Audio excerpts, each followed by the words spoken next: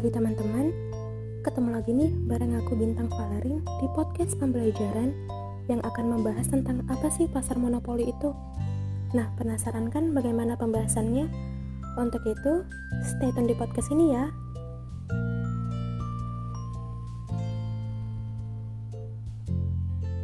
Baik, pertama-tama saya akan membahas pengertian dari pasar monopoli itu sendiri. Monopoli adalah suatu situasi dalam pasar di mana hanya ada satu atau segelintir perusahaan yang menjual produk atau komoditas tertentu yang tidak mempunyai pengganti yang mirip, dan ada hambatan bagi perusahaan untuk masuk ke dalam industri atau bisnis tersebut. Dengan kata lain, pasar akan dikuasai oleh satu atau segelintir perusahaan, sementara pihak lain sulit masuk di dalamnya. Karena itu, hampir tidak ada persaingan yang berarti. Nah, penentu harga pada pasar monopoli disebut seorang penjual atau monopolis. Seorang monopolis dapat menaikkan atau mengurangi harga dengan cara menentukan jumlah barang yang akan diproduksi. Semakin sedikit barang yang diproduksi, maka akan semakin mahal harga barang tersebut. Begitu pula sebaliknya. Walaupun demikian, penjual juga memiliki suatu keterbatasan dalam penetapan harga. Apabila penetapan harga terlalu mahal, maka konsumen akan menunda pembelian dan berusaha mencari barang substitusinya. Nah, dari pengertian sebelumnya, kita dapat merumuskan nih ciri-ciri yang dimiliki dari pasar monopoli. Yang pertama, hanya ada satu penjual sebagai pengambil keputusan. Yang kedua, ada banyak pembeli. Yang ketiga, ada hambatan untuk masuk ke pasar. Yang keempat, tidak ada campur tangan pemerintah dalam penentuan harga. Dan yang kelima, pasar monopoli adalah industri satu perusahaan. Nah, di pembahasan selanjutnya, saya akan memberi salah satu contoh kasus dari pasar monopoli. PT Perusahaan Listrik Negara Persero atau PT PLN merupakan badan usaha milik negara BUMN yang memiliki kewajiban untuk menyediakan kebutuhan listrik di Indonesia.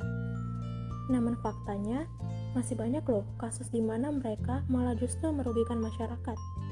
Di satu sisi, kegiatan memonopoli mereka dimaksudkan untuk kepentingan mayoritas masyarakat dan sebesar-besarnya untuk kemakmuran rakyat. Namun di sisi lain, tindakan PT PLN ini justru belum atau bahkan tidak menunjukkan kinerja yang baik dalam pemenuhan kebutuhan listrik masyarakat. Keberadaan PLN saat ini sangat mendominasi dan memonopoli ketenaga listrikan di Indonesia.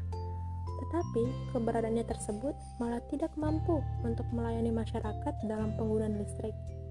Sementara, keterlibatan swasta dalam bisnis listrik secara langsung akan menjadi pesaing PLN dan sulit dilakukan karena terdapat putusan Mahkamah Konstitusi tentang ketenaga listrikan yang tidak memiliki kekuatan mengikat.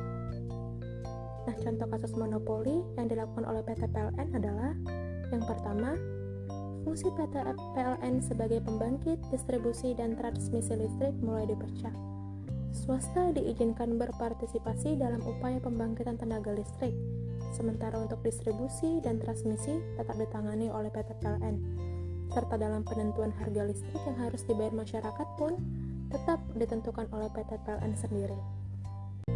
Yang kedua, listrik memuncak saat PT Perusahaan Listrik Negara PT PLN memberlakukan pemadaman listrik secara bergiliran di berbagai wilayah, termasuk Jakarta dan sekitarnya, selama periode tanggal 11 sampai 25 Juli 2008. Hal tersebut diperparah oleh pengalian jam operasional kerja industri ke hari Sabtu dan Minggu selama sekali sebulan, dan semua industri di Jawa sampai Bali wajib menaati, dan sanksi bakal dikenakan bagi industri yang tidak menaati aturan tersebut.